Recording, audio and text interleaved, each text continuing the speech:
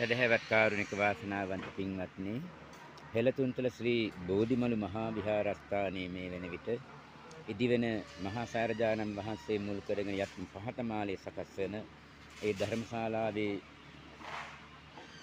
පස්තිනුයි කිරීම ආදී කටයුතු කාරණා මේ ඔබට දිස්වෙමින් පවතින ලබන්නේ. විශේෂයෙන්ම මේට සමගාමී අපි බලාපොරොත්තු වෙනවා මේ සෑමලුව වටා ප්‍රතිබිම්බ බඳිමින් පස්තුනී කරමින් බලාකුළු දැම්මේ ඉදිකිරීමේ කටයුතු කරන්නට ඒත් එක්කම විශේෂයෙන්ම සෑමලුවේ සිට මේ පිටිපිලිම වහන්සේ පිටිපසින් ආරම්භ වෙන ඒ බලාකුළු දැම්ම මේ පහන්නට ආදි වශයෙන් තිබෙන ස්ථාන පසු කරමින් එහා තිබෙන බෝධීන් වහන්සේ අවශේෂ බෝධීන් වහන්සේ නමක් දෙතිබෙන බැවින් ඒ පැත්තෙන්ද බලාකුළු බැඳීම සඳහා වසක පස්කීමේ කටයුතු දැන්නේ සිද්ධ වෙමින් පවතින ලබන්නේ. පවතින අවශේෂ මේ බෝධීන් වහන්සේ මිත්බෝසත් පිළිම වහන්සේ ආවරණ පරිද්දෙන් වටාවට විශේෂයෙන් බලාපොරොත්තු වෙනවා. පස්කීමේ මනතුරුව බලාකුළු දැන්න සකස් කිරීම සඳහා අවශ්‍ය පසුබිම ගොඩනගමින් දැන්නේ පවතින ලබන්නේ. ඉන් අනතුරුව අපි බලාකුළු දැන්න මේ වටා සකස් කරන්න තමයි බලාපොරොත්තු වෙන්නේ.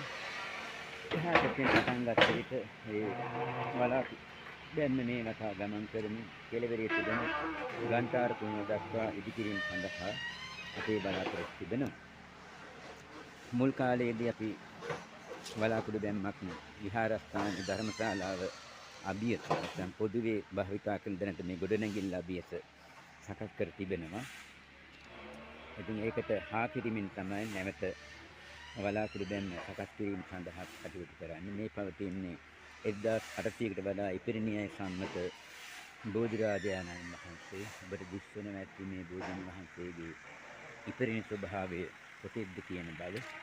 මෙහි තිබෙන විශේෂත්වය වෙන්නේ මැද කඳේ ඇතුළත විනාශ වී පැවතුනත් කුඩා කුඩා බෝමු කඳ මුදුනේ සිට ගමනිමින් භූමිය දක්වා ගමන් කොට ඒවා මහා විශාල බෝමුල් බවට පත් වෙලා තිබෙන ආකාරයේ 1800කට වඩා ඉතිරිණ බව තමයි බොහෝ දෙනාගේ අදහස. ඉතින් මෙසේ ගමන් කරන මේ බලාකුළු දැන්න ඉදිවෙන මහා සෑරජානම් වහන්සේගේ භූමියත් එක්කම විශේෂයෙන්ම මේ පැත්තෙන් ඔබට මේ දිස් වෙන්නේ මේ සෑරජානම් වහන්සේ වන්දනා කිරීම සඳහා පැමිණෙන පින්වතුන්ට ඉදි කරන බලාපොරොත්තු වෙන පාටිපොළ සඳකට පහන පොරවක් දැල්ලා තිබෙන ස්ථානයේ අපි සදහවතුන් මේ වෙන විටත් කටයුතු කරමින් පවත්වන ලබනවා. මේකමයි